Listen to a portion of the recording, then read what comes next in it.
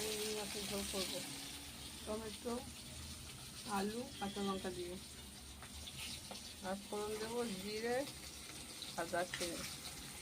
দেখুন রুই মাছটা ভেজে নিয়েছি, এবারে ফোড়নটা দিয়ে দেবো। ফোড়নটা হয়ে গেলে আলুগুলো দিয়ে দিলাম। আলু ভাজা হয়ে গেছে, রুই মাছ এবার টমেটো কাঁচা লঙ্কা দিয়ে দিলাম। রুই মাছও ভাজা হয়ে গেছে। ঠিক আছে, এবার আমি একটু হলুদ দেবো, আর কোনো মশলা দেবো না। নামাবার আগে একটু ভাজা মশলা দিয়ে দেবো। এই দেখুন একটু ভাজা মশলা দিয়ে দেবো, আর কোনো মশলা দেবো। এবার মাছটাকে দিয়ে দেবো। কাঁচা খেলে কাঁচাই খাই, কড়া ভাজলে কড়াই ভাজি, রুই মাছ তো কড়া না ভাজলে ভালো লাগে না। কটা কাঁচা লঙ্কা দিয়ে দিচ্ছি। খাই বন্ধুরা, আমার ঝোল হয়ে গেছে, এবার নামিয়ে দেবো। এটা রুই মাছের ঝোল হচ্ছে, টমেটো জিরা ফোড়ন দিয়ে হলুদ আর একটু ভাজা মশলা দিয়ে দেখুন